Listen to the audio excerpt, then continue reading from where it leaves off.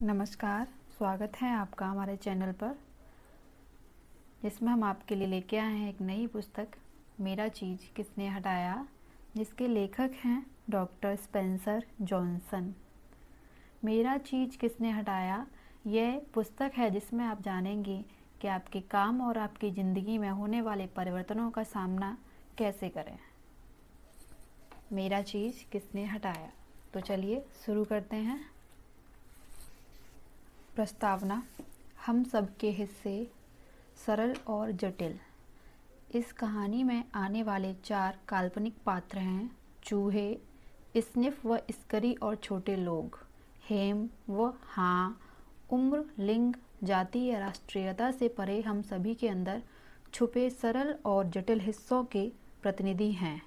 कभी हम स्निफ की तरह हरकत में आ जाते हैं और होने वाले बदलाव को पहले से ही सूंघ लेते हैं, तो कभी हम स्करी की मानिंद फुर्ती से अपने लय में आ जाते हैं।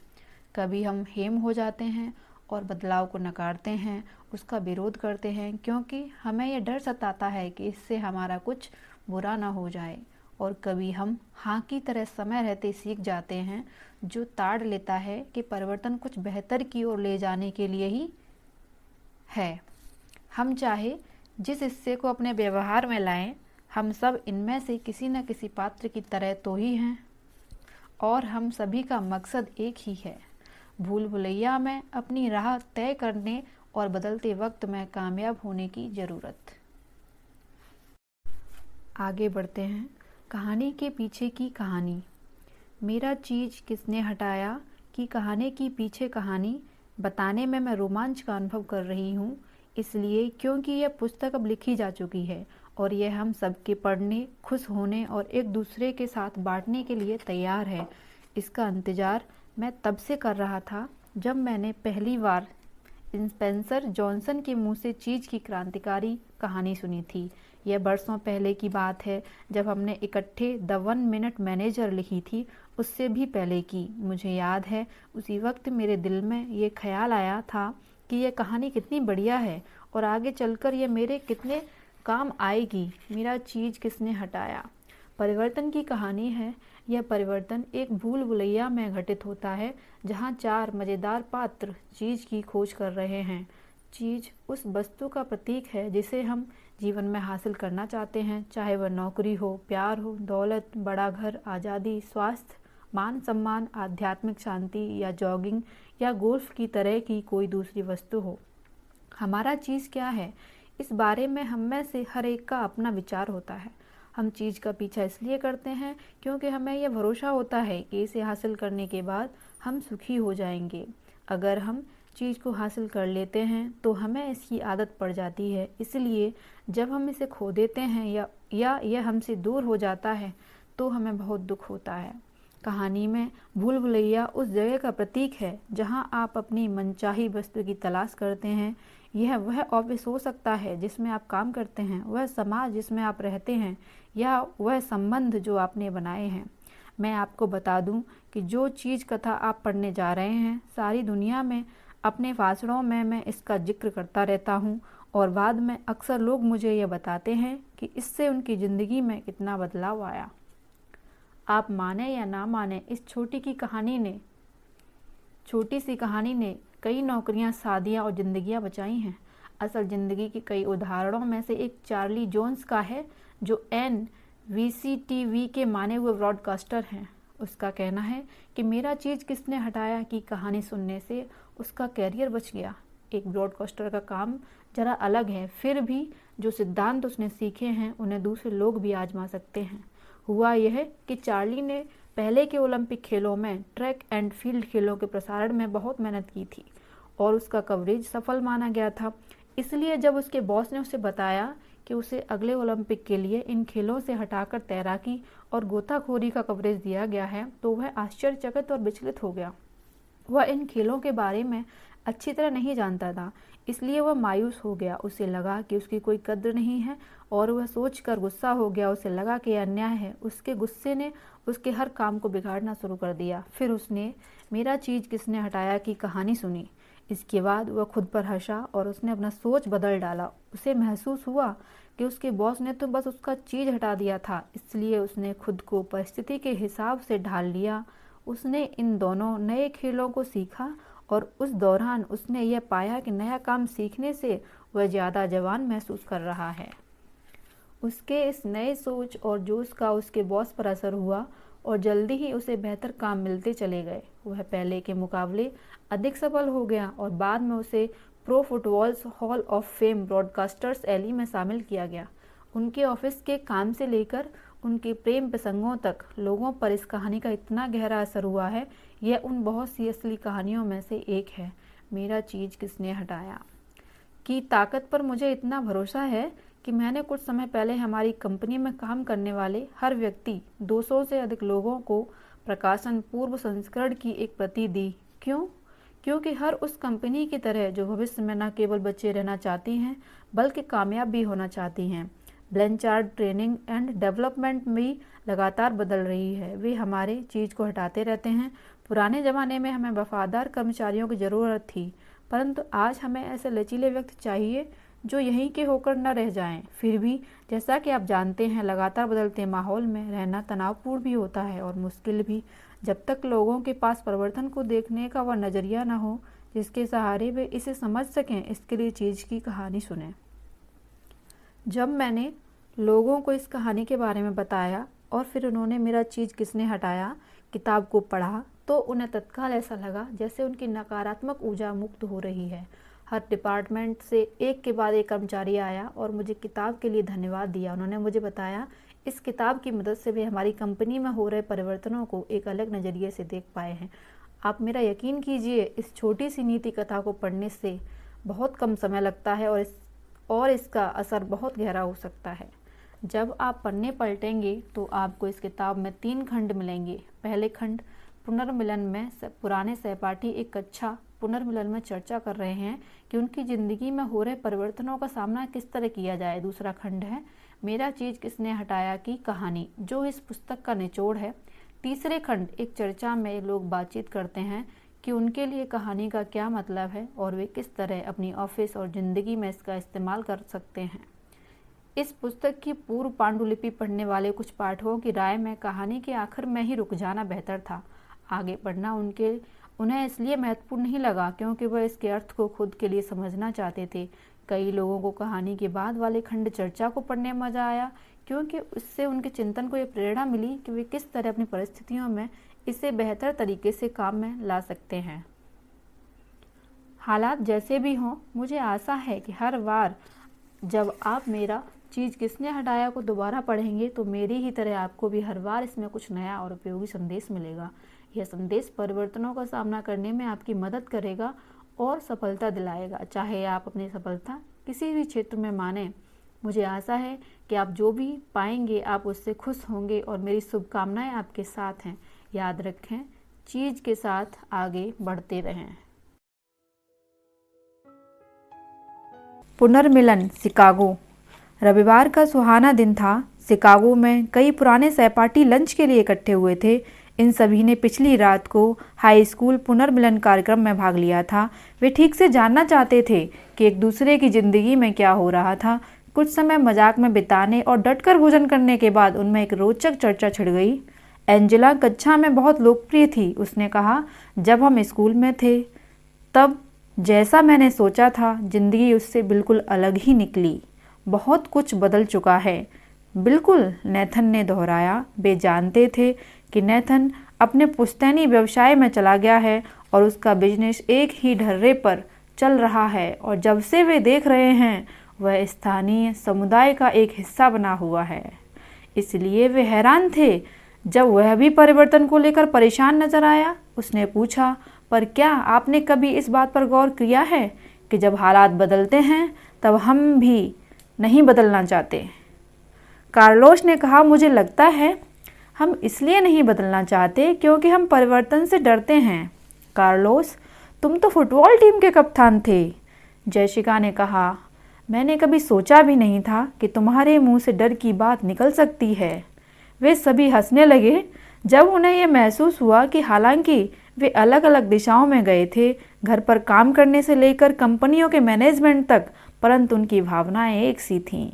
हर आदमी अपनी ज़िंदगी में अचानक आए परिवर्तनों से जूझने की कोशिश कर रहा था और ज़्यादातर लोगों ने यह माना कि वे इन परिवर्तनों से निपटने का कोई अच्छा तरीका नहीं जानते थे। फिर माइकल ने कहा, मुझे परिवर्तन से डर लगता था। जब हमारे बिजनेस में एक बड़ा बदलाव आया, हमें समझ में ही नहीं आया कि हम क्या करें। इसलिए हमने खुद को जरा भी नहीं बदला और इस वजह से हमारा पूरा बिजनेस लगभग चौपट ही हो गया था। यानी उसने आगे कहा, जब तक कि मैंने ये मज़ेदार कहानी नहीं सुनी जिसने सब कुछ बदल दिया। कैसे कैसे? नेथन ने पूछा।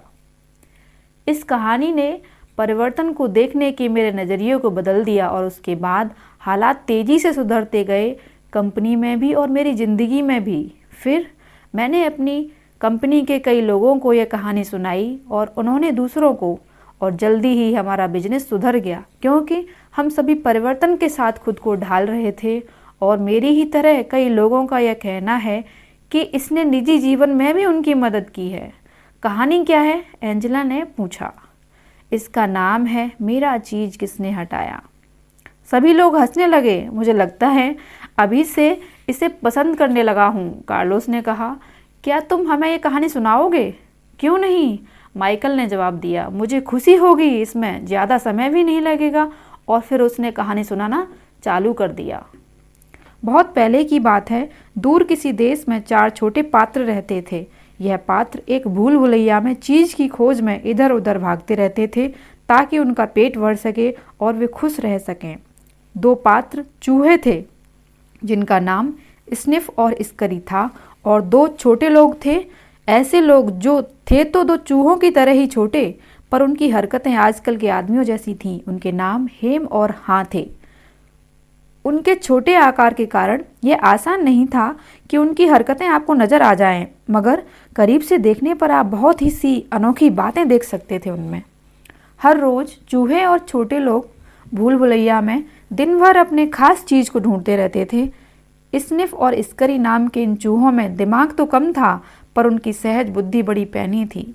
वे अपने कुतरने के लिए कड़क चीज़ ढूंढ रहे थे, जैसा चूहों को अक्सर पसंद होता है। दोनों छोटे लोग हेम और हाँ एक बहुत बढ़िया किस्म के चीज़ को ढूंढना चाहते थे। उन्हें भरोसा था कि चीज़ मिल जाने पर उनकी ज़िंदगी सफल हो जाएगी। चीज़ ढूंढने के लिए उन्होंने अपने दिमाग का इस्तेमाल किया, जिसमें कई विश्वास भरे हुए थे। हालांकि चूहों और छोटे लोगों में बहुत से अंतर थे, पर उनमें एक बात एक जैसी थी। हर सुबह वे अपने जॉगिंग सूट और दौड़ने के जूते पहनते थे, अपने घरों से बाहर निकलते थे और अपने पसंदीदा चीज़ की तलाश में भूल भुलैया में दौड़ धूप करते थे। भूल भुलैया में अनगिनत गलियारे और कमरे थे, जिनमें से कुछ में स्वादिष्ट चीज़ रखा हुआ था, परंतु वहाँ कई अंधेरे कोने और बंद गलियाँ भी थीं जो कहीं भी नहीं जाते थे। यह इस तरह की जगह थी जिसमें कोई भी आसानी से गुम सकता था। फिर भी जो लोग इसमें अपना रास्ता ढूंढ लेते थे, उनके लिए भूल भुलैया में कई ऐसे रहस्य भी थे जो जिंदगी को बेहतर और ज़्यादा सुखद बना सकते थे। दोनों चूहों स्निफ और स्करी ने चीज़ को ढूंढने के लिए आसान परंतु कम कारगर प्रयास और भूल तरकीब का सहारा लिया। वे एक गलियारे में दौड़ते थे और अगर वह खाली दिखता था तो वे पलटकर दूसरे गलियारे में दौड़ लगाने लगते थे। स्निफ अपनी तेज नाक से चीज़ की गंध का अंदाज़ा लगाता था और स्करी फुर्ती से आगे आगे दौड़ पड़ता था। जैसा कि आप समझ सकते हैं, वे कई बार भूल भुलैया में गुम गए, रास्ता भटक गए, गलत दिशा में चले गए और अक्सर दीवारों से टकराए भी। दूसरी तरफ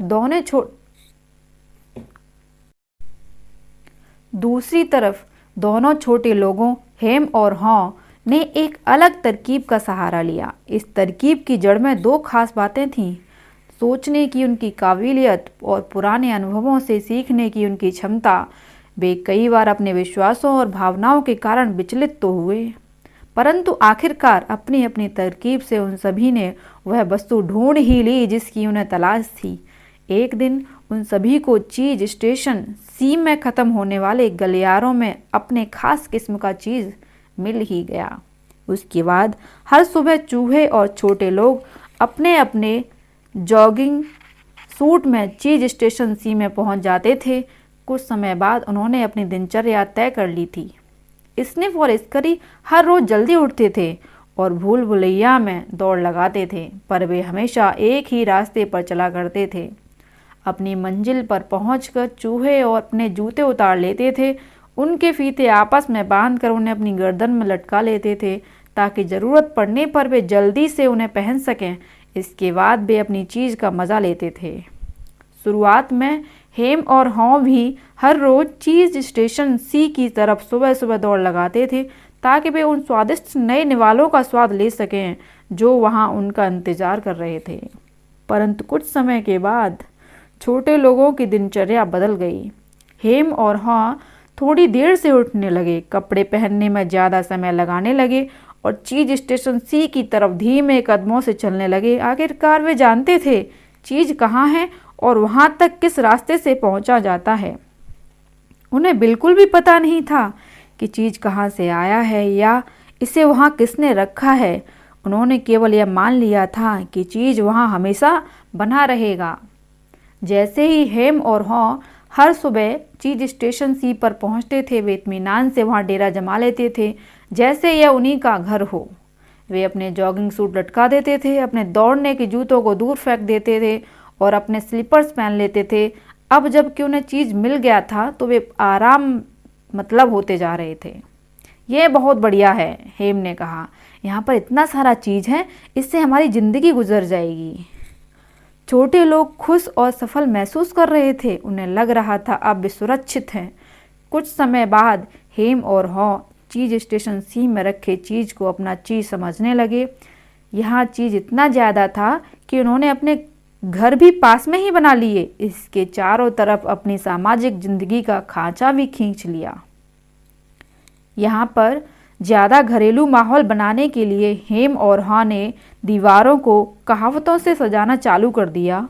उन्होंने कहावतों के चारों तरफ चीज़ का चित्र भी बना दिया जिसे देखकर वे मुस्कुराने लगते थे। जिन कहावतों को उसने दीवारों पर सजाया था उनमें से एक कहावत यह थी कि आपके पास चीज़ हो तो आप खुश रहते हैं। कई बार हेम और हॉ अपने दोस्तों को चीज़ स्टेशन सी में ले जाते थे और उन्हें चीज़ का ढेर दिखाकर घमंड से कहते थे, कितना बढ़िया है ना, कितना बढ़िया है ना। कई बार वे अपने दोस्तों को चीज़ खिलाते थे, कई बार वे ऐसा नहीं करते थे। हमें यह चीज़ मिलना ही चाहिए था, हम इसके काबिल हैं, हेम ने कहा। निश्चित रूप से हमने इसे ढूंढने के लिए बहुत लंबे समय तक कड़ी मेहनत की है। उसने चीज़ का एक सुंदर ताज़ा टुकड़ा उठाकर खाते हुए कहा। उसके बाद हेम सो गया, जैसा कि वह अक्सर करता था। हर रात को छोटे लोग भरपेट चीज़ खाकर अपने घर लौटते थे और हर सुबह वे और ज़्यादा चीज़ खाने के लिए भरोसे के साथ वापस चीज़ स्टेशन पहुंच जाते थे। यह सिलसिला कुछ समय तक चलता रहा। कुछ समय के बाद हेम और हॉ का आत्मविश्वास घमंड में बदल गया। जल्दी ही वे इतने ज़्यादा आराम मतलब हो गए कि उन्हें यह पता ही नहीं चला कि क्या हो रहा था। समय गुजरता गया, पर स्निफ और स्करी ने अपनी दिनचर्या को चालू रखा। वे हर सुबह जल्दी ही आ जाते थे और चीज़ स्टेशन सी के चारों तरफ चक्कर काटते हुए सूंघते और खरोचते थे। वे पूरी जगह की जांच करते थे ताकि वे जान सकें कल से आज के बीच में कुछ बदला तो नहीं है। एक सुबह वे चीज़ स्टेशन सी पर पहुंचे और उन्होंने देखा चीज़ गायब हो चुका है। उन्हें हैरानी नहीं हुई, चूँकि स्निफ और स्करी ने यह देख लिया था कि हर दिन चीज़ की मात्रा कम होती जा रही थी, इसलिए वे इसके लिए तैयार थे। वे अपनी सहज बुद्धि से यह जानते थे कि इस हालत में उन्हें क्या करना चाहिए। उन्होंने एक दूसरे की तरफ देखा, अपने दौड़ने वाले जूतों को खोला जिन्हें उन्होंने बांधकर अपने गले में आराम से लटका लिया था। इसके बाद उन्होंने जूतों को अपने पैरों में पहनकर फीते बांध लिए। चूहों ने स्थिति के विश्लेषण में ज़्यादा वक्त बर्बाद नहीं किया, क्योंकि उनके दिमाग पर जटिल विश्वासों और मान्यताओं का बोझ नहीं लदा था। चूहों के लिए समस्या और समाधान दोनों ही आसान थे। चीज़ स्टेशन सी में हालात बदल चुके थे, इसलिए स्निफ और स्करी ने भी खुद को बदलने का फैसला कर लिया। वे दोनों भूल भुलैया में चीज़ ढूंढने लगे। स्निफ ने अपनी नाक उठाई और सूंघा और स्करी की तरफ इशारा किया। स्करी ने भूल भुलैया में दौड़ लगा दी और स्निफ भी उनके पीछे पीछे तेजी से दौड़ पड़ा। नई चीज की तलाश में वे तत्काल ही दौड़ पड़े। बाद में उसी दिन हेम और हॉ चीज स्टेशन सी पहुंचे।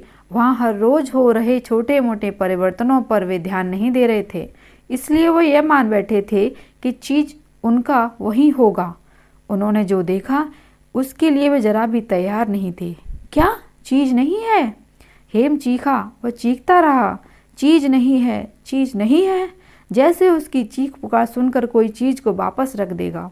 वह गला फाड़ कर चिल्लाया, मेरा चीज किसने हटाया, मेरा चीज किसने हटाया। आखिरकार उसने अपने हाथ अपने पुट्ठों पर रख लिए। उसका चेहरा लाल हो गया और वह अपनी पूरी ताकत से चीखा, यह अन्याय है, यह अन्याय है। हॉ ने सिर्फ अविश्वास में अपना सिर हिलाया। उसने भी चीज स्टेशन सी पर चीज मिलने पर भरोसा था। वह वहां लंबे समय तक बिना हिले डुले खड़ा रहा। उसे गहरा धक्का लगा था। इस स्थिति के लिए वह बिल्कुल भी तैयार नहीं था। हेम चीखते हुए कुछ कह रहा था, पर हॉ उसकी बात नहीं सुनना चाहता था। वह अपने सामने खड़ी समस्या का सामना नहीं करना चाहता था, इसलिए उसने अपनी आंखें कान बंद कर लिए थे। छोटे लोगों का व्यवहार हमें भले ही बहुत अच्छा या रचनात्मक नहीं लग रहा हो, पर उनकी प्रतिक्रिया स्वाभाविक थी। चीज ढूंढना आसान नहीं था और छोटों लोगों के लिए इसका बहुत ज़्यादा महत्व था, क्योंकि उन्हें हर रोज ढेर सारा चीज खाने की आदत पड़ गई थी। चीज ढूंढना छोटे लोगों के लिए वह हासिल करने का तरीका था जिसे वे अपनी खुशी के लिए ज़रूरी मानते थे। अपनी पसंद के हिसाब से उन्हें पता था कि चीज़ का उनके लिए क्या मतलब है। कुछ के लिए चीज़ हासिल करने का मतलब ऐशो आराम की वस्तुएं पाना हो सकता है। कई लोगों के लिए यह अच्छी सेहत का लाभ उठाना हो सकता है। कईयों के लिए यह अच्छे होने का आध्यात्मिक अनुभव हासिल करना हो सकता है। हॉ के लिए चीज़ का मतलब था सुरक्षित अनुभव करना, एक दिन अपना छोटा सा प्यारा सा परिवार होना और चैंडरलेन के आरामदेह बंगले में रहना। हेम के लिए चीज़ अब एक बड़ा चीज़ बनता जा रहा था, जो उसे बाकी लोगों का बॉस बनाएगा और कैम्बरबर्ट हिल पर एक बड़े घर का मालिक भी। चूंकि चीज़ उनके लिए महत्वपूर्ण था, इसलिए दोनों छोटे लोगों को यह तय करने में काफ़ी समय लगा कि उन्हें क्या करना चाहिए। उन्हें तो सिर्फ यही पल्ले पड़ा कि चीज़ रहित स्टेशन सी के आसपास का इलाका छान लिया जाए, ताकि पता तो चले क्या चीज़ वाकई चला गया है। हेम और हाँ बिलाप और चीख पुकार करने में समय गंवा रहे थे, जबकि स्निफ और स्करी फुर्ती से आगे बढ़ गए थे। उन्होंने इस जुल्म और अन्याय के खिलाफ काफ़ी चिल्ला चोट की। हॉ निराश होने लगा। क्या होगा अगर चीज़ कल भी वहाँ नहीं होगा? उसने चीज़ की बुनियाद पर अपने सुखद भविष्य के सपने संजो लिए थे। छोटे लोग इस पर भरोसा नहीं कर पा रहे थे। यह किस तरह हुआ होगा, किसी ने उनको चेतावनी नहीं दी थी। यह तो ज्यादती थी, ऐसा तो नहीं होना चाहिए था।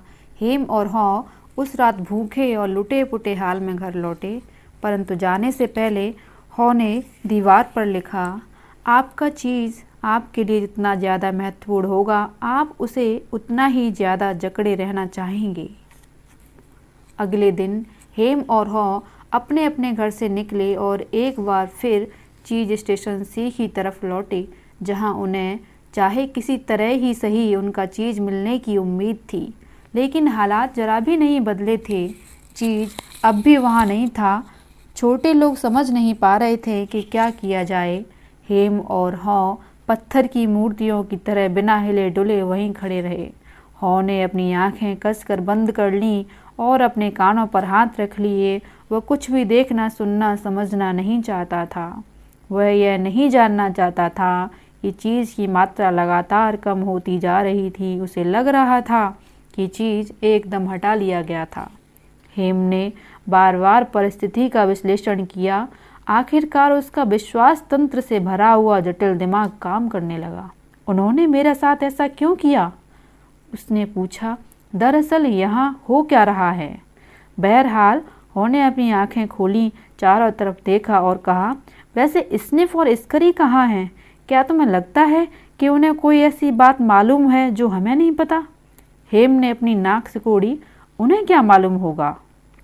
हेम ने आगे कहा, वे सिर्फ साधारण चूहे हैं। जो होता है उस पर वे सिर्फ प्रतिक्रिया करते हैं। हम छोटे लोग हैं, हम खास हैं। हमें स्थिति को ठीक से समझना होगा और फिर हम बेहतर के काबिल तो हैं ही। हमारे साथ ऐसा नहीं होना चाहिए था, और अगर ऐसा होना ही था तो हमें कम से कम कुछ फ़ायदा तो मिलना ही चाहिए था। हमें फ़ायदा क्यों मिलना चाहिए था? हो ने पूछा। क्योंकि हम इसके पात्र हैं, हेम ने दावा किया। किसके पात्र? हो जानना चाहता था। चीज़ के। क्यों? हो ने पूछा। क्योंकि यह समस्या हमने पैदा नहीं की है, हेम ने कहा। किसी और ने ऐसा किया है, इसलिए हमें कुछ तो मिलना ही था।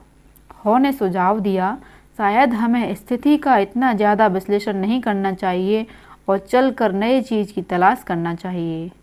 अरे नहीं, हेम ने तर्क दिया, मैं इस मामले की तह तक पहुंचकर ही दम लूँगा। हेम और हो अब भी यह तय करने की कोशिश कर रहे थे कि क्या करना चाहिए, जबकि स्निफ और स्करी अपने रास्ते पर काफ़ी आगे पहुंच चुके थे।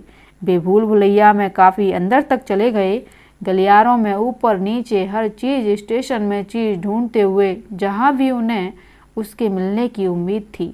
वे नया चीज़ ढूंढने के अलावा कुछ भी नहीं सोच रहे थे। उन्हें कुछ समय तक चीज़ नहीं मिला, जब तक कि वे भूल भुलैया में एक ऐसी जगह नहीं पहुंच गए जहां वे अब तक कभी नहीं गए थे, चीज़ स्टेशन एन। वे खुशी के मारे चिचियाने लगे। उन्हें वह मिल गया था जिसकी उन्हें तलाश थी, नए चीज़ का बड़ा सा ढेर। उन्हें अपनी आंखों पर भरोसा ही नहीं हो रहा था। यह चूहों द्वारा देखा गया चीज़ का सबसे बड़ा ढेर था। इस बीच हेम और हो अब भी चीज़ स्टेशन सी में बैठकर स्थिति की समीक्षा कर रहे थे। अब उन पर चीज़ न होने के बुरे असर साफ साफ दिख रहे थे। वे कुंठित थे, गुस्सा हो रहे थे और अपनी दुर्दशा के लिए एक दूसरे को दोष दे रहे थे। कभी कभार हो को स्निफ और स्करी की याद आ जाती थी। वह सोचता था, क्या उन्होंने अब तक चीज़ ढूंढ लिया होगा? उसे मालूम था कि उनके लिए यह समय बहुत ज़्यादा परेशानी वाला होगा, क्योंकि भूल भुलैया में आमतौर पर कुछ अनिश्चितता होती है, पर वह यह भी जानता था कि अनिश्चितता केवल कुछ समय तक ही रहती है। कई बार हो यह कल्पना करता था कि स्निफ और स्करी को नया चीज़ मिल चुका है और वे इसका मज़ा ले रहे हैं। उसने इस बारे में सोचा कि भूल भुलैया में रोमांचक सफ़र पर जाना कितना अच्छा होगा और ताज़े नए चीज़ को हासिल करना कितना सुखद होगा। यह सोच सोच कर उसके मुंह में पानी आ गया।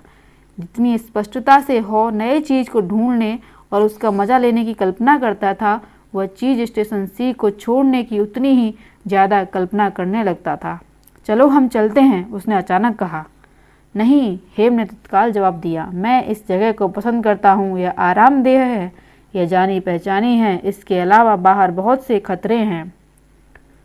नहीं, ऐसा नहीं है, हो ने तर्क दिया। हम भूल भुलैया के कई हिस्सों में पहले भी दौड़ चुके हैं और हम ऐसा दोबारा कर सकते हैं। अब मैं उसके लिए बूढ़ा हो चुका हूँ, हेम ने कहा, और मुझे डर है कि कहीं गुम न जाऊं और इस कोशिश में खुद को मूर्ख साबित न कर लूं। क्या तुम ऐसा करना चाहते हो? यह सुनते ही हो का असफलता का डर लौट आया और नया चीज़ ढूंढने की उसकी आशा और इच्छा दोनों ही कम होने लगे। इसके बाद हर रोज़ छोटे लोग वही करते रहते जो वे इसके पहले किया करते थे। वे चीज़ स्टेशन सी में जाते थे। उन्हें वहाँ चीज़ नहीं मिलता था और वे अपने साथ चिंताओं और कुंठाओं को लेकर घर लौट आते थे। वे अपने साथ हो रही घटनाओं को नकारने की कोशिश कर रहे थे, परंतु उन्होंने पाया कि भूख के कारण नींद लगना दिनों दिन ज़्यादा मुश्किल होता जा रहा था। अगले दिन उनमें कम ताकत बची रहती थी और वे काफ़ी चिड़चिड़े होते जा रहे थे।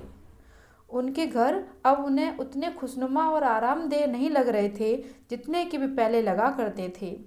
छोटे लोगों को सोने में भी दिक्कतें आ रही थीं। जब नींद आती थी तो चीज़ न मिलने की वजह से उन्हें बुरे सपने आते थे, परंतु हेम और हो अब भी चीज़ स्टेशन सी में जाते थे और हर रोज़ वहाँ बैठकर अपने चीज़ का इंतज़ार करते थे। हेम ने कहा, देखो, अगर हम ज़्यादा मेहनत करें तो हम यह जान लेंगे कि दरअसल कुछ भी नहीं बदला है। चीज़ शायद आस पास ही कहीं है। हो सकता है उन्हें उन्होंने उसे दीवार के पीछे छुपा दिया हो। अगले दिन हेम और हॉ औजारों के साथ आए। हेम ने छेनी पकड़ी और हॉ हथौड़ा मारने लगा। आखिर उन्होंने चीज स्टेशन सी की दीवार में छेद कर ही लिया।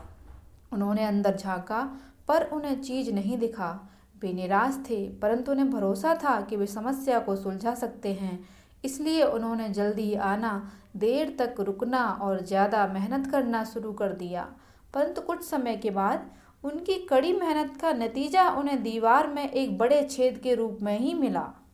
काम करने और सही काम करने के बीच के अंतर को हॉ धीरे धीरे महसूस करने लगा था। हेम ने कहा, सबसे बढ़िया नीति यह है कि हम यहाँ पर बैठकर इंतजार करते रहें और देखें कि क्या होता है। देर सवेर उन्हें चीज़ वापस रखना ही पड़ेगा। हॉ इस बात पर भरोसा करना चाहता था, इसलिए हर रोज़ शाम को वह घर पर आराम करने जाता था और हर सुबह मन मारकर हेम के साथ चीज स्टेशन सी की तरफ लौटता था। पर चीज फिर कभी वापस नहीं आया। अब तक छोटे लोग भूख और तनाव की वजह से कमज़ोर हो चुके थे। हॉ स्थिति के सुधरने का इंतज़ार करते करते थक रहा था। उसे यह महसूस होने लगा कि वे चीज़ के बिना जितना ज़्यादा समय गुजारेंगे, उनका हाल उतना ही बुरा होता जाएगा। हॉ यह जानता था कि स्थिति पर उनकी पकड़ ढीली होती जा रही है। आखिर एक दिन हॉ खुद पर हंसने लगा। ओहो ओहो, मेरी तरफ देखो। मैं बार बार वही करता रहा और ताज्जुब करता रहा कि हालात क्यों नहीं सुधर रहे हैं। कितने मज़े की बात है और बेवकूफ़ी की भी।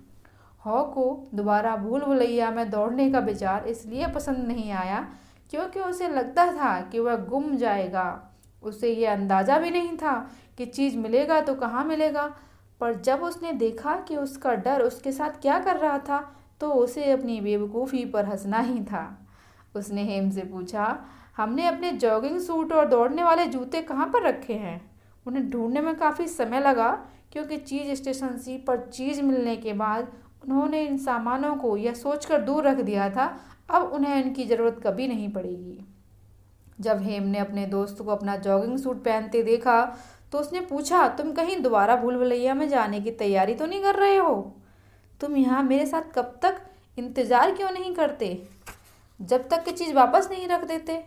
क्योंकि तुम यह बात नहीं समझ रहे हो। हॉ ने कहा, मैं भी यह नहीं समझना चाहता था, पर अब मैं यह जान चुका हूँ कि वे पुराने चीज़ को कभी वापस नहीं रखेंगे।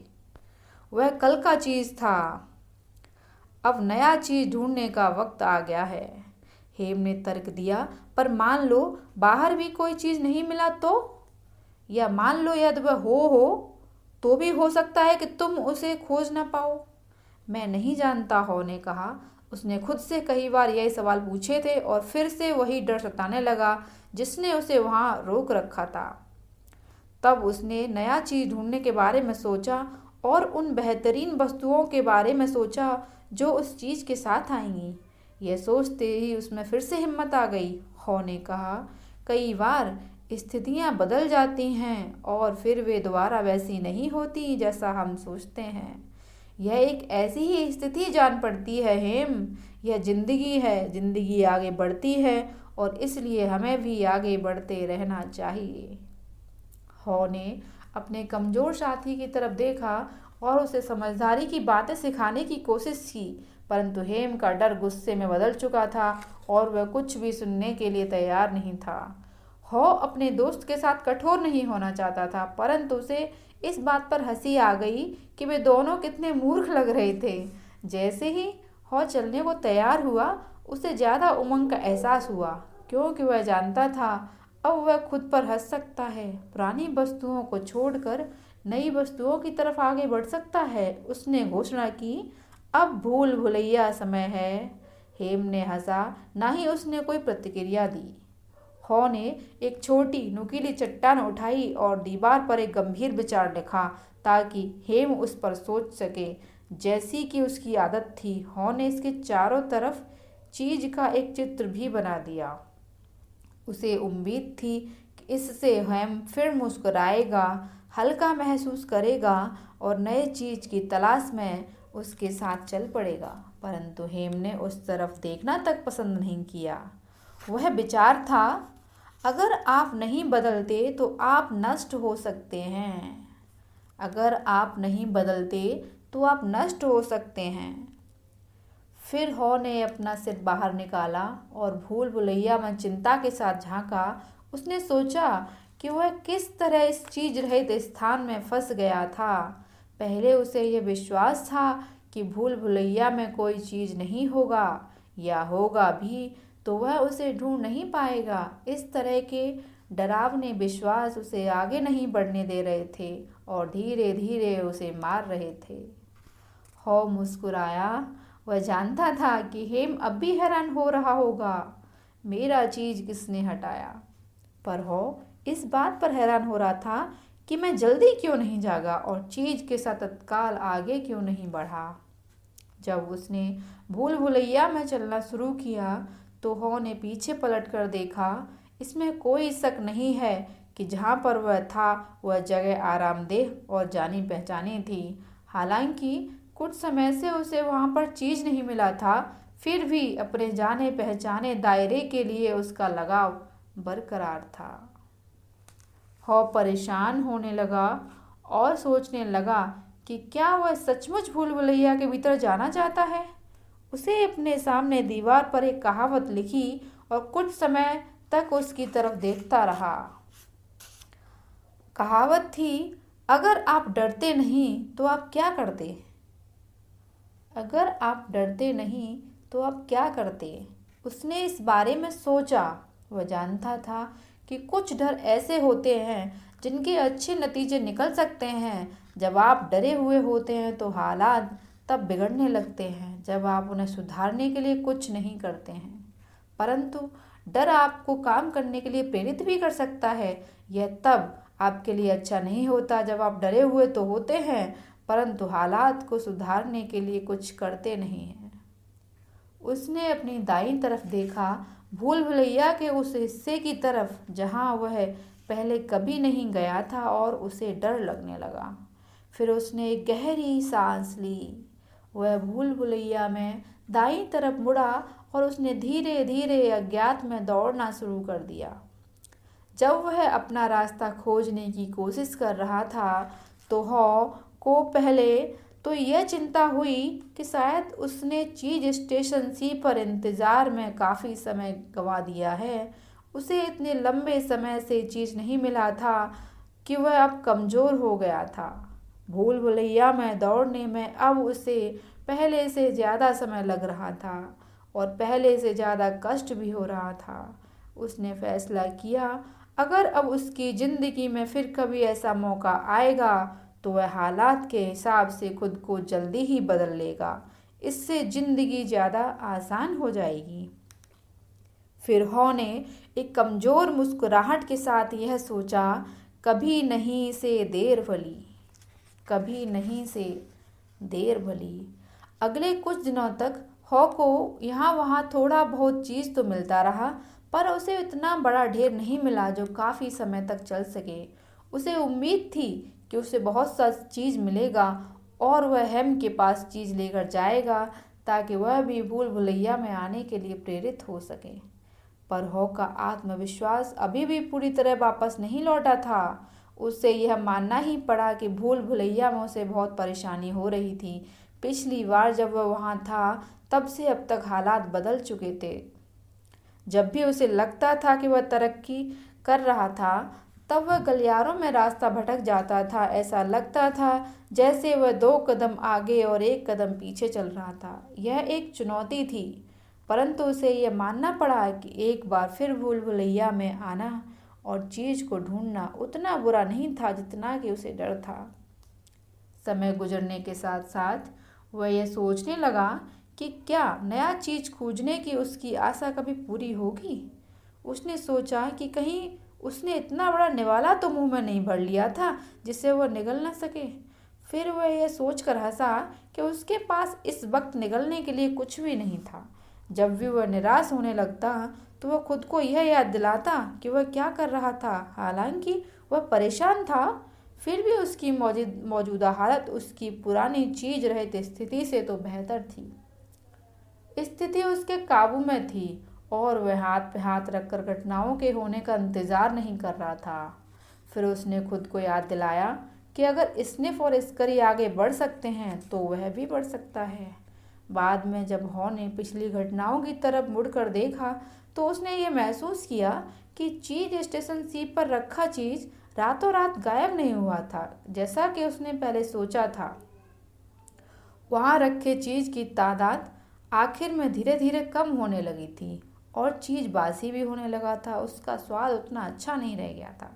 पुराने चीज पर शायद फफूंद भी जमने लगी थी। हालांकि तब उसने इस तरफ ध्यान नहीं दिया था। फिर भी उसे ये मानना पड़ा कि अगर वह चाहता तो आगे आने वाली घटनाओं का अंदाजा लगा सकता था, परंतु उसने ऐसा नहीं किया था। हॉ ने अब यह महसूस किया कि इस परिवर्तन से उसे शायद सदमा या अचंभा नहीं हुआ होता अगर वह स्थिति पर शुरू से ही पूरी नज़र रखता और परिवर्तन का पहले से अंदाजा लगा लेता। हो सकता है स्निफ और स्करी ऐसा ही कर रहे हों।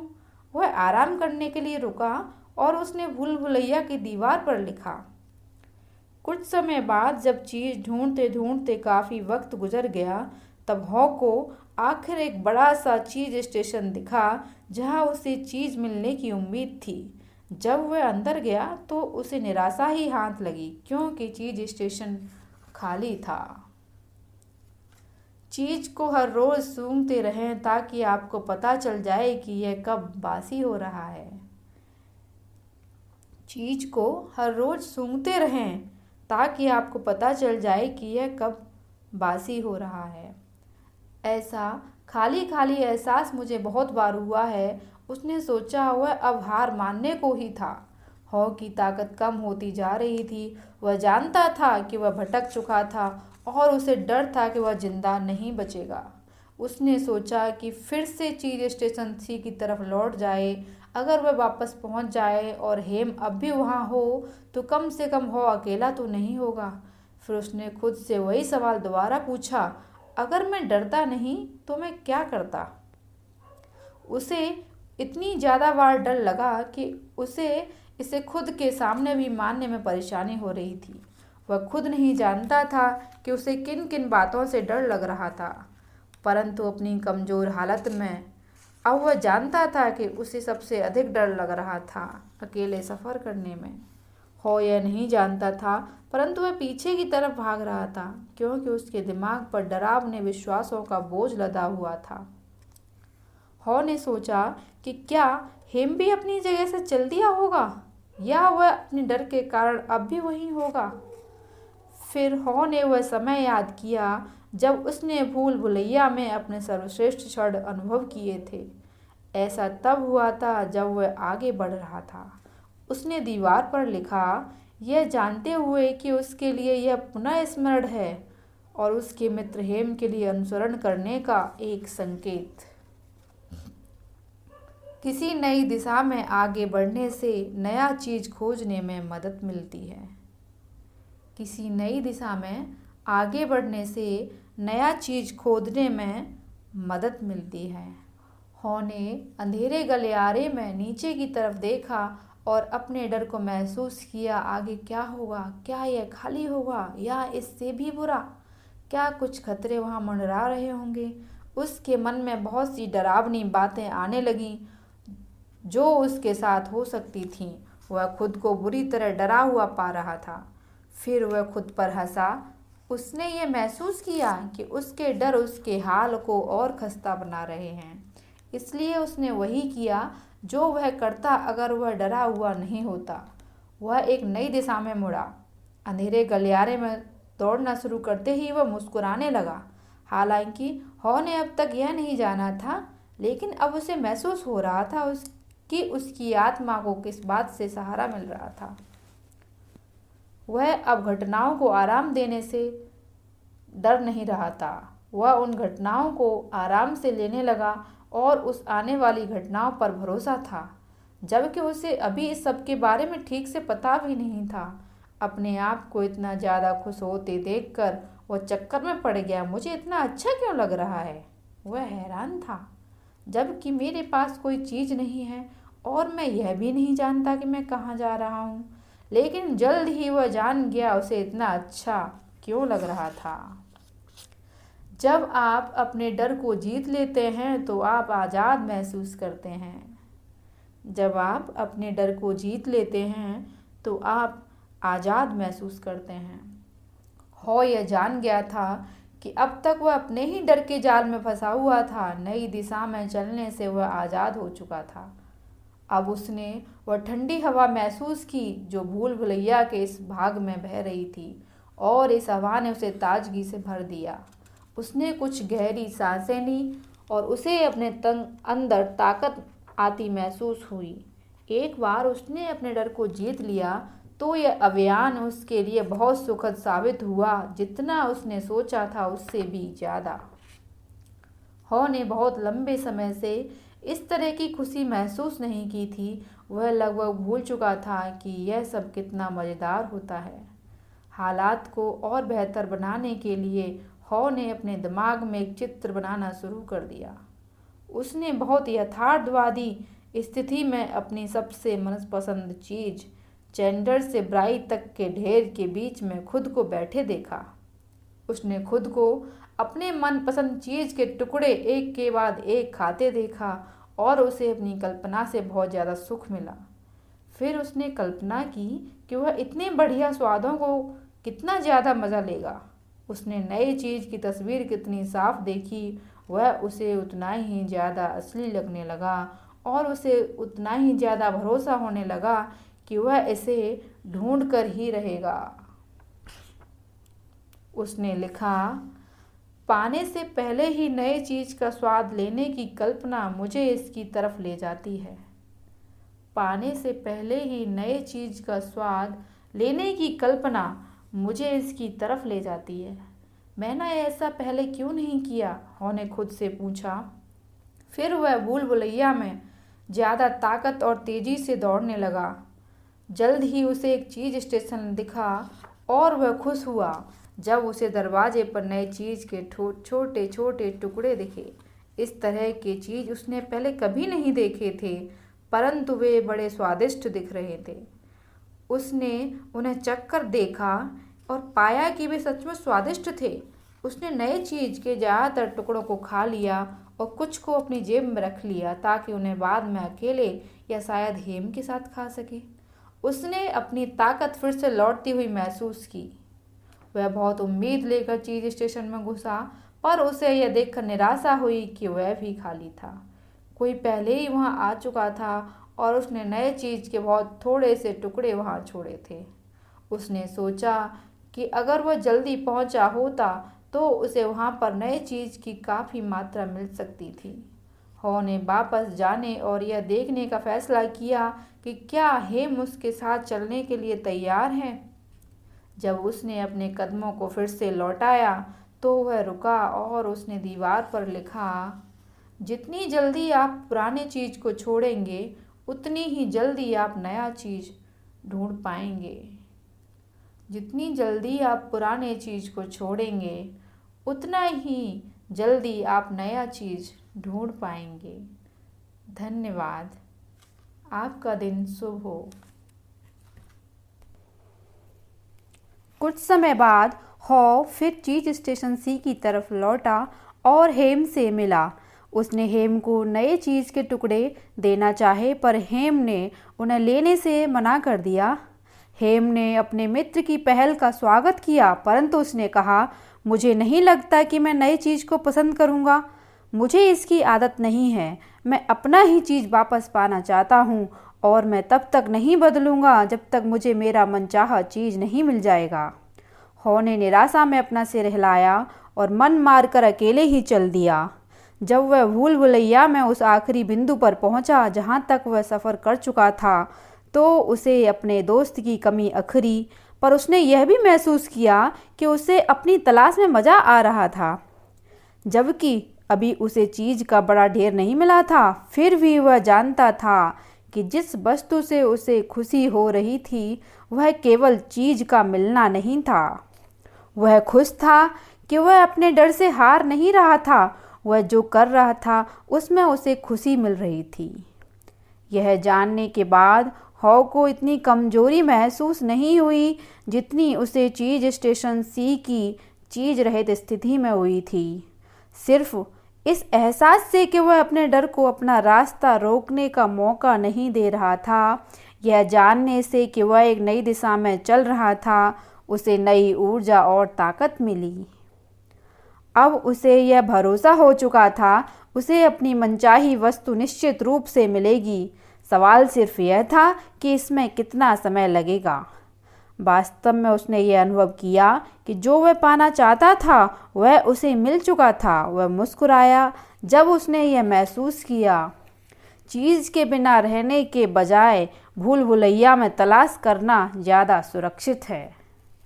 हॉ ने दोबारा ये महसूस किया जो वह पहले भी एक बार कर चुका था कि आप किसी वस्तु से जितना डरते हैं, हकीकत में वह वस्तु उतनी बुरी नहीं होती। असली स्थिति उतनी बुरी नहीं होती जितनी बुरी आपके दिमाग में बनी उसकी तस्वीर होती है। उसे नया चीज़ कभी न ढूंढ पाने का जितना ज़्यादा डर था कि वह उसे ढूंढने की शुरुआत ही नहीं करना चाहता था, पर सफ़र शुरू करने के बाद से उसे गलियारों में इतना चीज़ मिल रहा था कि उसका काम चल जाए। अब उसने ज़्यादा चीज़ पाने की उम्मीद लगा ली थी। आगे देखने भर से ही वह रोमांचित हुआता जा रहा था। उसका पुराना चिंतन उसकी चिंताओं और डरों के कुहासे में लिपटा था। वह यह सोचा करता था कि उसे पर्याप्त चीज़ नहीं मिलेगा, पर इतना नहीं मिलेगा कि उसका काम चल जाए। वह इस बात पर काफ़ी सोच विचार करता था कि उसके साथ क्या बुरा हो सकता है, बजाय इसके कि उसके साथ क्या अच्छा हो सकता है। पर जब उसने चीज स्टेशन सी को छोड़ा था, उसका यह नकारात्मक चिंतन इतने दिनों में बदलकर सकारात्मक हो गया था। पहले वह सोचता था कि चीज़ को हटाया नहीं जाना चाहिए और परिवर्तन सही नहीं होता। अब वह समझ गया था कि परिवर्तन होना स्वाभाविक है, चाहे आप इसकी आशा करें या ना करें। परिवर्तन केवल तभी आपको चौंका सकता है जब आप इसकी आशा नहीं करते और इसे पसंद नहीं करते।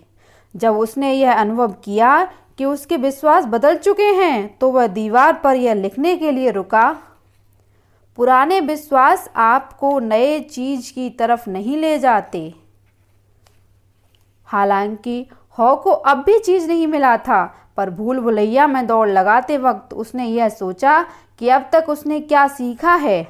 हॉ ने यह महसूस किया कि उसके नए विश्वास नए व्यवहार को बढ़ावा दे रहे हैं। चीज रहित स्टेशन सी पर ठहराव की स्थिति में उसका व्यवहार अलग था, जबकि अब वह पूरी तरह बदल चुका था। वह जान गया था कि जब आप अपना सोच बदल देते हैं तो आप खुद ब खुद बदल जाते हैं। आप सोच सकते हैं कि किसी परिवर्तन से आपको नुकसान होगा और आप उसका विरोध कर सकते हैं। दूसरी तरफ आप यह भी सोच सकते हैं कि नया चीज़ खोजने से आपको उस परिवर्तन को गले लगाने में मदद भी मिलेगी। यह सब इस पर निर्भर करता है कि आप किस बात में भरोसा करते हैं। उसने दीवार पर लिखा, जब आप देखते हैं कि आप नया चीज़ ढूंढ सकते हैं और इसका स्वाद ले सकते हैं, तो आप अपना रास्ता बदल लेते हैं। हॉ जानता था अगर उसे तत्काल परिवर्तन को गले नहीं लगाया होता और जल्द ही चीज स्टेशन सी छोड़ा होता, तो आज वह बेहतर स्थिति में होता। उसके शरीर और आत्मा में ज़्यादा ताकत होती और नया चीज़ ढूंढने की उसकी चुनौती का वह अच्छी तरह मुकाबला कर सकता था। वास्तव में अगर उसने परिवर्तन की आशा की होती तो उसे अब तक नया चीज़ मिल भी गया होता, परंतु उसने इस बात को मानने में बहुत समय गंवा दिया था कि हालात बदल चुके थे। उसने अपनी इच्छा शक्ति को इकट्ठा किया और भूल भुलैया के नए हिस्सों में बढ़ने का फैसला किया। उसने वहाँ चीज़ के छोटे मोटे टुकड़े देखे और उन्हें इकट्ठे किए और उसकी ताकत और भरोसा दोनों बढ़ने लगे। जब उसने यह विचार किया कि वह कहाँ से आ रहा था, तो हॉ खुश हुआ कि उसने दीवार पर कई जगहों पर लिख दिया था। उसे भरोसा था अगर हेम चीज स्टेशन सी को छोड़ने का फैसला करता है तो भूल भुलैया में ये कहावतें उसके लिए संकेत चिन्हों का काम करेंगी। उसे केवल यही आशा थी कि वह सही दिशा में बढ़ रहा है। उसने इस संभावना के बारे में विचार किया कि हेम दीवार पर लिखी इबारत पढ़ लेगा और अपना रास्ता खोज लेगा। जिस बात पर वह कुछ समय से विचार कर रहा था, उसने दीवार पर उसे लिख दिया। छोटे परिवर्तनों को पहले ही भांप लेने से आपको आने वाले बड़े परिवर्तनों के हिसाब से ढलने में मदद मिलती है। छोटे परिवर्तनों को पहले ही भांप लेने से आपको आने वाले बड़े परिवर्तनों के हिसाब से ढलने में मदद मिलती है। अब तक हॉ ने अपने अतीत को पीछे छोड़ दिया था और वह भविष्य के लिए खुद को बदल रहा था। वह ज़्यादा ताकत और रफ्तार से भूल भुलैया में आगे बढ़ता रहा और कुछ ही समय में यह हो गया। जब उसे लगा कि वह जिंदगी भर से इस भूल भुलैया में फंसा हुआ था, उसके सफ़र का या कम से कम इस सफ़र के एक हिस्से का तेजी से और सुखद अंत हुआ। हॉ को चीज़ स्टेशन एन पर नया चीज़ मिल गया। जब वह अंदर पहुंचा तो उसे अपनी आंखों पर भरोसा ही नहीं हो रहा था। हर तरफ चीज़ के ऊंचे ऊंचे ढेर लगे थे जो उसने अब तक कभी नहीं देखे थे। वह चीज़ की सभी किस्मों को पहचान नहीं पा रहा था क्योंकि इनमें से कुछ किस्म के चीज़ उसके लिए बिल्कुल नए थे। एक पल के लिए उसने सोचा कि क्या यह हकीकत भी है या केवल उसकी कल्पना की उपज है। भूख से पैदा हुई मृग मरीचिका थी, परंतु तभी उसे वहां अपने पुराने दोस्त स्निफ और स्करी नजर आए। स्निफ ने सिर हिलाकर हॉ का स्वागत किया और स्करी ने अपने पंजे उठाकर उनके छोटे परंतु मोटे पेट बता रहे थे कि वे वहां पर काफ़ी समय थे। हॉ ने जल्दी से नमस्कार किया और अपने पसंदीदा चीज़ के टुकड़ों को चखा। उसने अपने जूते और जॉगिंग सूट उतारे और अच्छी तरह तह करके उन्हें अपने करीब ही रख लिया। हो सकता है कि उन्हें उसकी ज़रूरत फिर पड़ जाए। फिर वह नए चीज़ के ढेर पर टूट पड़ा। जब उसने छक्कर खा लिया तो उसने ताज़े चीज़ का एक टुकड़ा उठाया और उसका टोस्ट बनाकर कहा, एक जाम परिवर्तन के नाम, एक जाम परिवर्तन के नाम। नए चीज़ का मज़ा लेते वक्त हॉ ने खुद की सीखी हुई बातों पर गौर किया। उसने ये महसूस किया जब वह परिवर्तन से डरा हुआ था तब वह उस पुराने चीज़ के चक्कर में पड़ा हुआ था जो वहाँ था ही नहीं। तो वह क्या था जिसके कारण उसमें बदलाव आया? क्या यह भूखे मर जाने का डर था? हॉ ने सोचा। हाँ, उससे मदद मिली।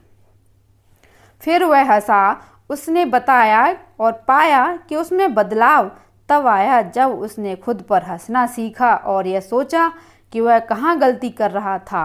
उसने महसूस किया कि बदलने का सबसे तेज रास्ता है खुद की मूर्खता पर हंसना।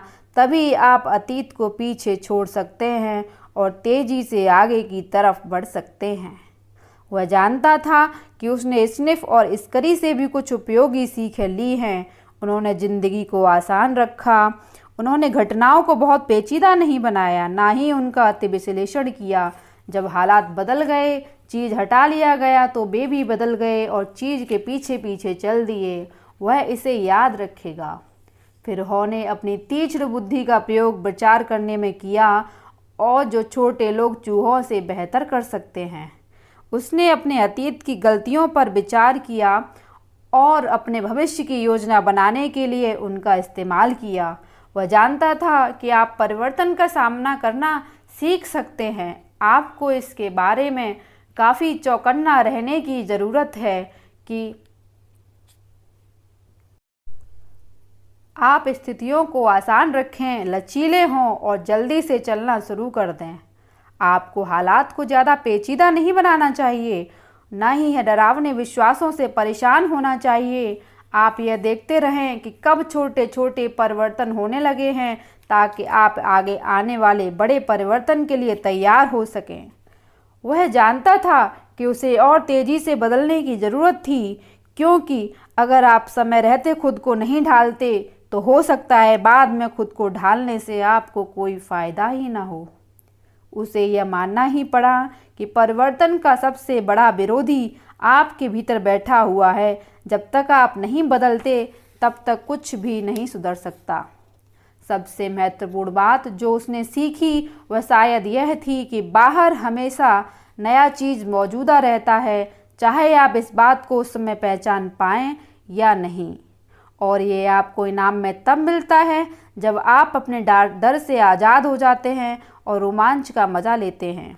वह जानता था कि कई डर अच्छे होते हैं क्योंकि वे आपको असली खतरों से दूर रखते हैं, पर उसने यह महसूस किया कि उसके ज़्यादातर डर मूर्खतापूर्ण थे और जब उसे बदलने की ज़रूरत थी तब इन डरों के कारण ही वह नहीं बदल पा रहा था। उसने इस बात को उस समय पसंद नहीं किया था, पर वह जानता था कि परिवर्तन बदकिस्मती के रूप में आई खुशकिस्मती की तरह था, क्योंकि इससे वह बेहतर चीज़ ढूंढने की राह पर चल पड़ा। उसने इस सफ़र में खुद का भी एक बेहतर हिस्सा खोज लिया था। जब हॉ ने याद किया कि उसने कितना कुछ सीखा था तो उसे अपने दोस्त हेम की याद आ गई। उसने सोचा, क्या हेम ने चीज़ स्टेशन सी की दीवार और भूल भुलैया में कई जगह लिखी कहावतों को पढ़ा होगा या नहीं? क्या हेम ने अतीत को छोड़ने और भविष्य के साथ आगे बढ़ने का फैसला किया होगा? क्या वह भूल भुलैया में कभी दाखिल हुआ होगा? उसने यह सोचा होगा कि उसकी ज़िंदगी किस तरह ज़्यादा बेहतर हो सकती है। हॉ ने चीज़ स्टेशन सी की तरफ लौटने का मन बनाया। उसने सोचा कि क्या हेम वहीं पर मिलेगा, वह मानते हुए कि हॉ वहां लौटने का रास्ता ढूंढ सकता है। अगर उसे हेम मिल जाता है तो हॉ उसे वह रास्ता दिखा सकता है जो उसे दुर्दशा से बाहर निकालेगा। पर हॉ ने यह भी सोचा कि उसने पहले ही अपने दोस्त को बदलने की कोशिश कर ली थी। हेम को अपना रास्ता खुद ढूंढना होगा, अपने आराम और डर को छोड़ना होगा। उसके लिए यह कोई दूसरा नहीं कर सकता और ना ही यह कोई उसे समझा सकता है। किसी न किसी तरह उसे खुद को बदलने से होने वाले फ़ायदे को तो पहचानना ही होगा। हेम को पता था कि हॉ ने उसके लिए सुराग छोड़ रखा था और वह अपना रास्ता खोज सकता था अगर वह सिर्फ दीवार पर लिखी इबारत को पढ़ ले तो। वह गया और उसने अपनी सीखी हुई बातों को संक्षेप में चीज़ स्टेशन एन की सबसे बड़ी दीवार पर लिख डाला। उसने अपने सीखे सूत्र वाक्यों के चारों तरफ चीज़ के एक बड़े टुकड़े का चित्र भी बनाया और मुस्कुराया। दीवार पर लिखी इबारत, परिवर्तन होता है, वे चीज़ को हटाते रहते हैं। परिवर्तन को भांपो, चीज़ के हटने के लिए तैयार रहें। परिवर्तन पर नज़र रखें, चीज़ को बार बार सूंघते रहें ताकि आप जान सकें कि यह कब बासी हो रहा है। परिवर्तन के हिसाब से खुद को जल्दी ढालें। जितनी जल्दी आप पुराने चीज़ से दूर हटते हैं उतनी ही जल्दी आप नए चीज़ का स्वाद ले सकते हैं। खुद को बदलें, चीज़ के साथ आगे बढ़ें, परिवर्तन का मजा लें, रोमांच का मजा लें और नए चीज़ के स्वाद का लुत्फ़ उठाएं। जल्दी से बदलने के लिए तैयार रहें और फिर इसका आनंद उठाएं। वे चीज़ को हटाते रहते हैं। हॉ ने यह महसूस किया कि जिस हालात में वह हेम के साथ चीज़ स्टेशन सी में था वहाँ से वह बहुत दूर आ चुका था, पर वह यह भी जानता था कि अगर वह ज़्यादा आराम मतलब हो गया तो वह फिर से अपनी पुरानी हालात में पहुँच जाएगा। इसलिए हर रोज़ वह यह देखने के लिए चीज़ स्टेशन एन का निरीक्षण करता था कि उसके चीज़ की हालत कैसी थी। वह इसे पूरी तरह पक्का कर लेना चाहता था कि ताकि अचानक होने वाला कोई परिवर्तन उसे हैरान न कर दे। हॉ के सामने चीज़ का ढेर लगा हुआ था, फिर भी वह भूल भुलैया में जाकर नई जगहों की छानबीन करता था ताकि वह अपने चारों तरफ हो रही घटनाओं की जानकारी रख सके। वह जानता था कि आराम करके खुद को अकेला करने के बजाय अपने विकल्पों की जानकारी रखना ज़्यादा सुरक्षित तरीका है। तभी हॉ को लगा जैसे भूल भुलैया में बाहर से कोई आवाज़ आ रही है। जब आवाज़ तेज हुई तो उसने ये महसूस किया कि कोई आ रहा था। क्या ऐसा हो सकता है कि हेम आ रहा हो? क्या वह अपना मोड़ मुड़ गया है? हॉ ने एक छोटी सी प्रार्थना की और आशा की, जो वह पहले भी कई बार कर चुका था, कि शायद आखिरकार उसका दोस्त वहां पर पहुंच गया है। चीज के साथ बढ़ते जाएं और इसका मजा लेते रहें। चर्चा उसी दिन बाद में। जब माइकल ने अपनी कहानी ख़त्म की तो उसने कमरे में चारों तरफ नज़र डाली। उसके पुराने दोस्त उसकी तरफ देखकर मुस्कुरा रहे थे। कईयों ने उसे धन्यवाद दिया और कहा कि उन्हें इस कहानी से बहुत कुछ सीखने को मिला है। नेथन ने सबसे पूछा, क्यों न हम सब बाद में इकट्ठे होकर इस पर कुछ बातचीत करें। ज़्यादातर लोग इस बारे में बातें करना चाहते थे, इसलिए उन्होंने बातचीत के लिए डिनर के पहले ड्रिंक का समय चुना। उस शाम जब वे होटल लाउंज में इकट्ठे हुए तो वे एक दूसरे से अपना अपना चीज़ ढूंढने के बारे में मजाक करते रहे और खुद को भूल भुलैया में देखने की बातें करते रहे। फिर एंजेला ने पूछा, तो आप इस कहानी में किसकी तरफ हैं? स्निफ, स्करी, हेम या हॉ? कार्लोस ने जवाब दिया, मैं दोपहर में यही सोच रहा था। मुझे वह समय अच्छी तरह से याद है जब मेरे पास खेल के सामान का बिजनेस नहीं था। तब मेरा परिवर्तन से कटु साक्षात्कार हुआ था। मैं स्निफ नहीं था, मैंने हालात को भांपा नहीं था और परिवर्तन के हिसाब से अपने आप को जल्दी से ढाला भी नहीं था। और मैं निश्चित रूप से स्करी भी नहीं था। मैं तत्काल काम करने में नहीं जुटा था। मैं हेम की तरह कुछ ज़्यादा था, जो अपने जाने माने दायरे में बने रहना चाहता था। सच तो यह था कि मैं परिवर्तन का सामना नहीं करना चाहता था, मैं इसे देखना ही नहीं चाहता था। माइकल को यह लग ही नहीं रहा था। जब से वह और कार्लोस स्कूल में पक्के दोस्त थे, तब से जरा भी समय गुजरा है। उसने पूछा, हम यहाँ पर किस बारे में बातें कर रहे हैं मित्र? कार्लोस ने कहा, नौकरियों में अचानक होने वाले परिवर्तन के बारे में। माइकल हंसा, तुम्हें नौकरी से निकाल दिया गया था? इसे यूं कहें कि मैं नई चीज़ की तलाश नहीं करना चाहता था। मेरे ख्याल से मेरे पास एक पुख्ता वजह थी जिसके कारण मेरी ज़िंदगी में परिवर्तन नहीं होगा, और इसी कारण मैं उस समय बहुत परेशान हो गया था। उसके कुछ पुराने सहपाठी जो पहले चुप थे, अब काफ़ी आरामदेह अनुभव कर रहे थे और अब वे भी बोलने लगे। इनमें फ्रैंक भी था जो सेना में चला गया था। हेम को देखकर मुझे अपने एक दोस्त की बात याद आती है। फ्रैंक ने कहा, उसका डिपार्टमेंट बंद हो रहा था, पर वह उस तरफ देखना नहीं चाहता था कि वे उसके कर्मचारियों को हटाते रहे। उन्होंने सिर्फ उसे कई दूसरे मौक़ों के बारे में बताया जो लचीले लोगों के लिए कंपनी में ही मौजूद थे, परंतु उसने यह कभी नहीं सोचा कि खुद को बदलने की ज़रूरत थी। जब डिपार्टमेंट बंद हुआ तो वह अकेला ऐसा आदमी था जो हैरान हुआ।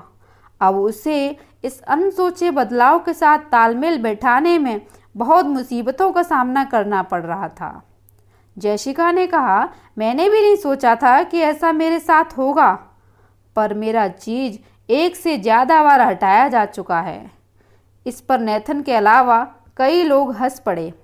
शायद यही सबसे बड़ी बात है, नेथन ने कहा। परिवर्तन हम सभी के साथ होता है। उसने कहा, काश मेरे परिवार ने चीज़ की यह कहानी इससे पहले सुनी होती। बदकिस्मती से हम अपने बिजनेस में आ रहे बदलावों को देखना नहीं चाहते थे और अब बहुत देर हो चुकी है। हमें अपने कई स्टोर्स बंद करने पड़ रहे हैं। इससे समूह के कई लोगों को हैरानी हुई, क्योंकि उनके ख्याल से नेथन ही इतना किस्मत वाला था जिसके पास इतना सुरक्षित व्यवसाय था और जिसके सहारे वह अपनी ज़िंदगी गुजार सकता था। क्या हुआ? जेसिका ने जानना चाहा। जब शहर में बड़े बड़े स्टोर्स अपनी विशाल सामान सूची और कम कीमतों के साथ आए तो छोटे स्टोर्स की हमारी चेन अचानक पुरानी पड़ गई। हम उनसे मुकाबला नहीं कर पाए। मैं अब यह देख सकता हूँ कि स्निफ और स्करी की तरह होने के बजाय हम हेम की तरह थे। हम जहाँ थे वहीं रुके रहे और जरा भी नहीं बदले।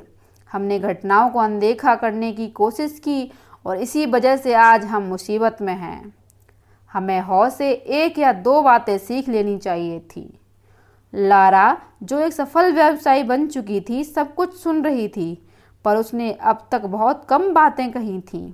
मैंने दोपहर में भी इस कहानी के बारे में सोचा।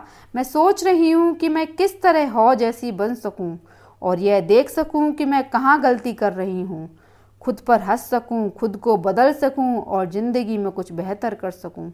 उसने कहा, मैं यह जानना चाहती हूँ कि यहाँ बैठे कितने लोग परिवर्तन से डरते हैं।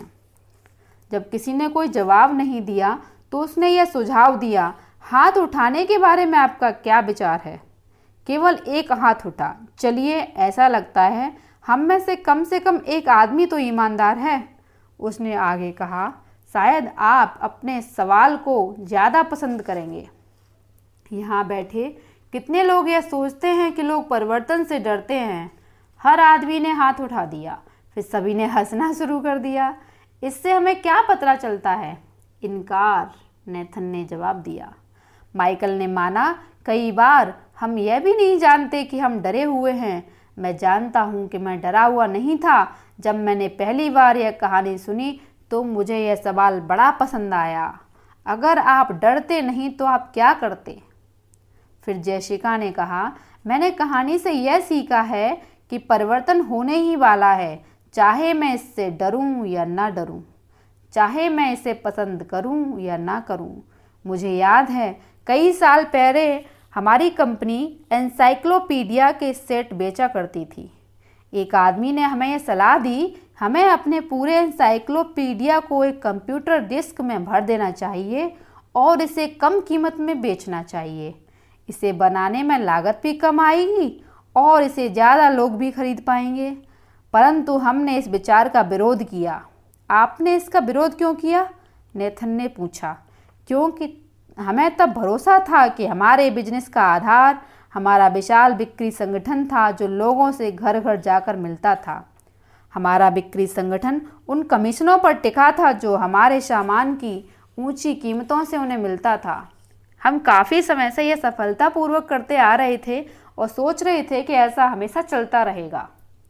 यह चीज़ आपका था, नेथन ने कहा, और हाँ, हम इसे बनाए रखना चाहते थे। जब मैं सोचता हूँ हमारे साथ क्या हुआ था तो मुझे लगता है कि सिर्फ ऐसी बात नहीं थी कि उन्होंने चीज़ को हटा दिया था।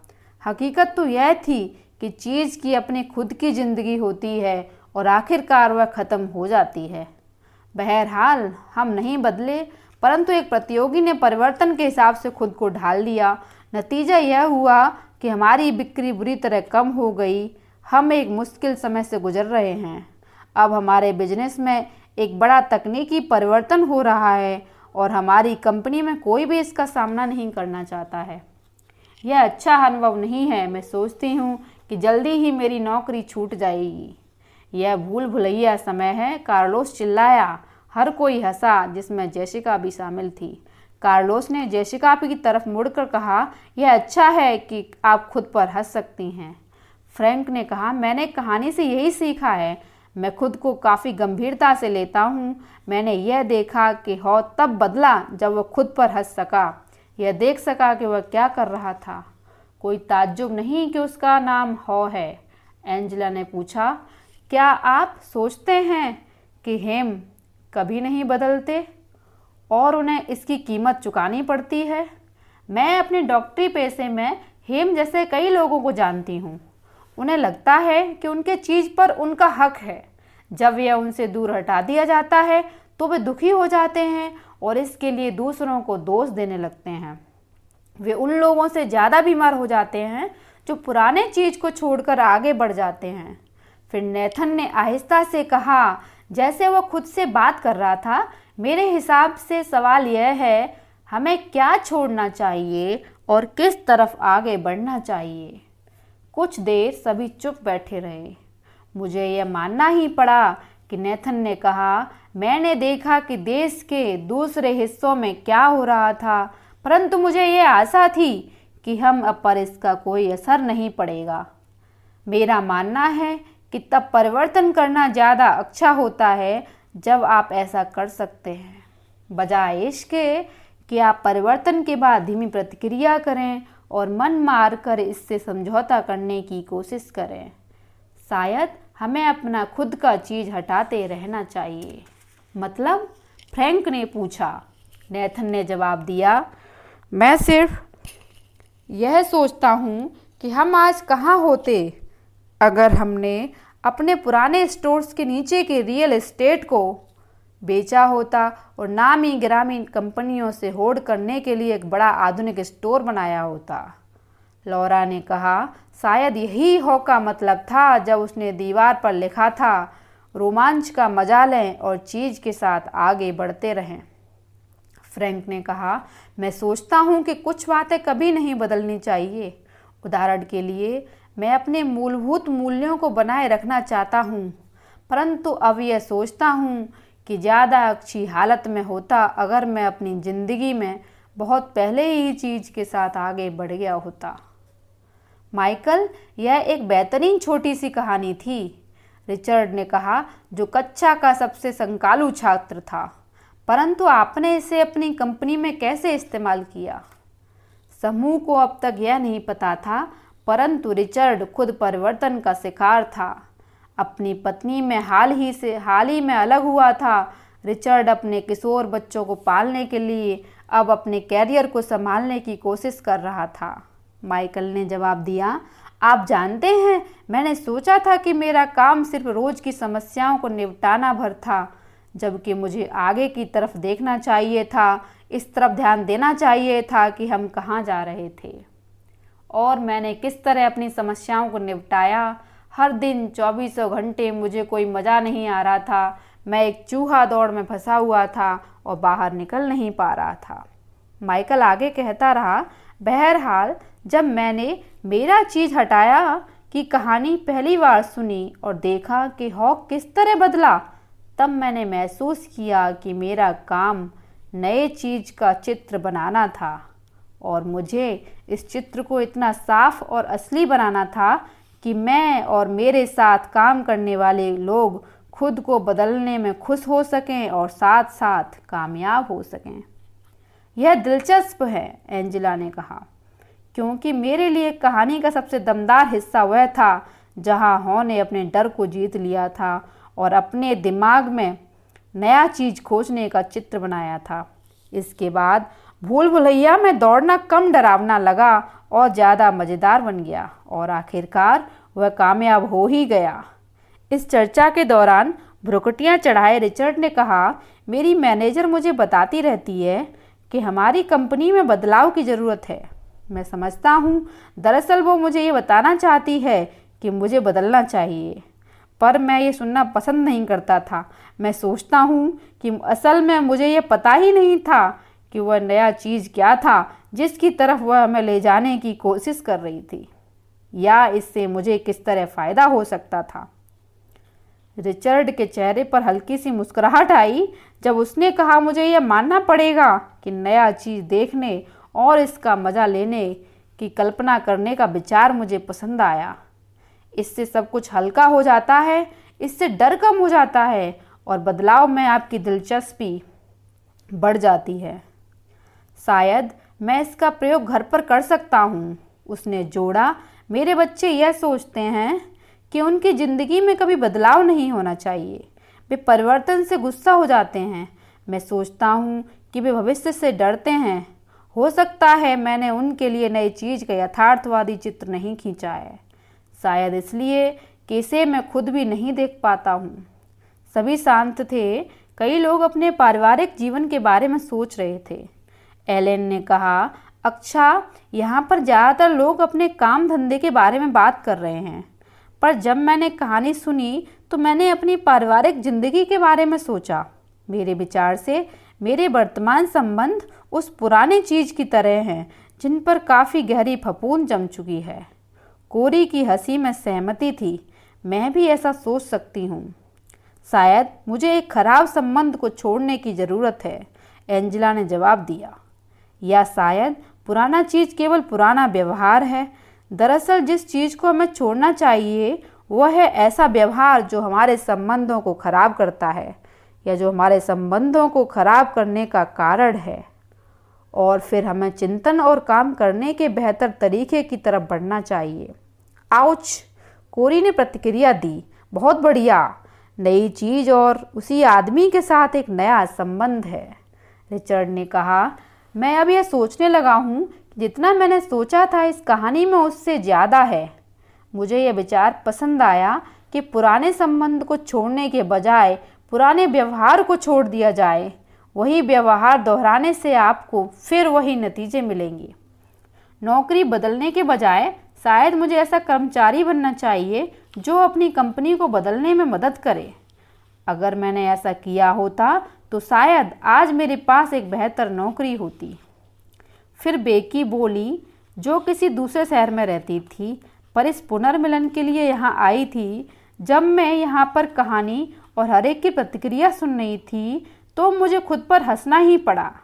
मैं भी इतने लंबे समय तक हेम की तरह ही थी, जो परिवर्तन को देखते ही नाक भौं सिकोड़ती थी और डर जाती थी।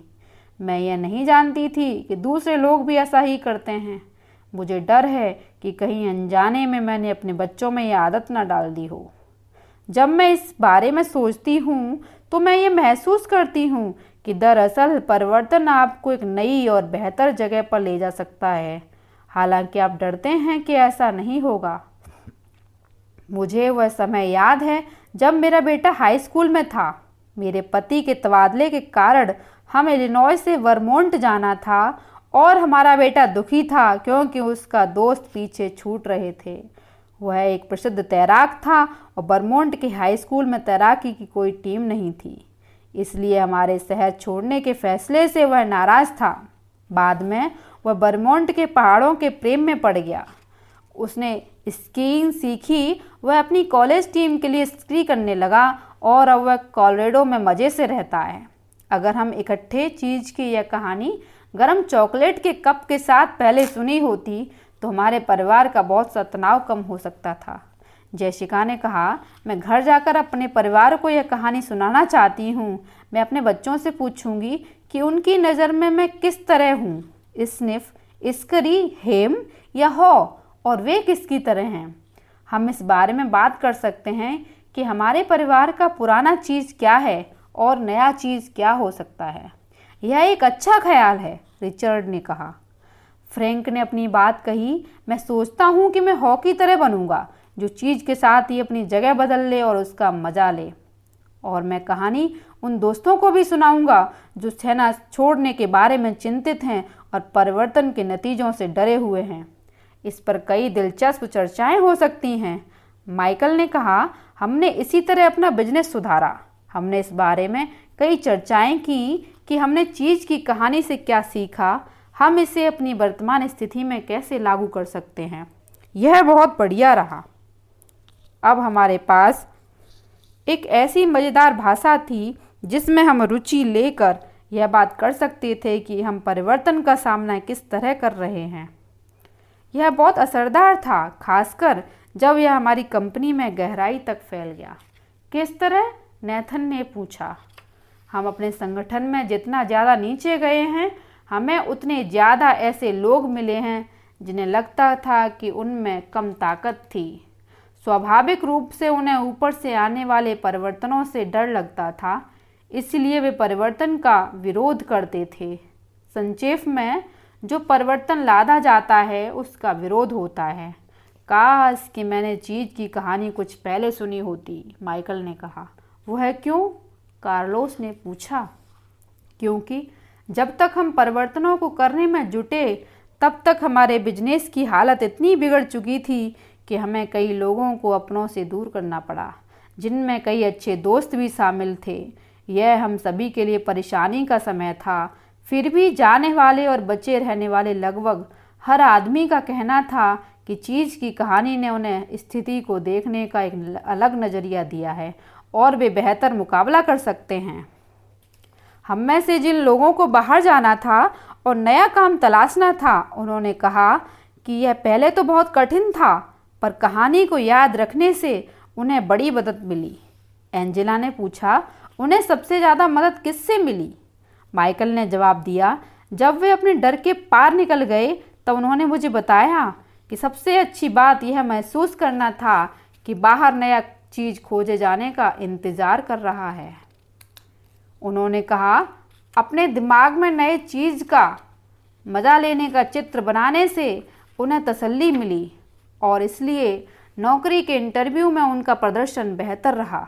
कईयों को ज़्यादा अच्छी नौकरी मिल गई। तुम्हारी कंपनी में रह जाने वालों का क्या हुआ? लौरा ने सवाल किया।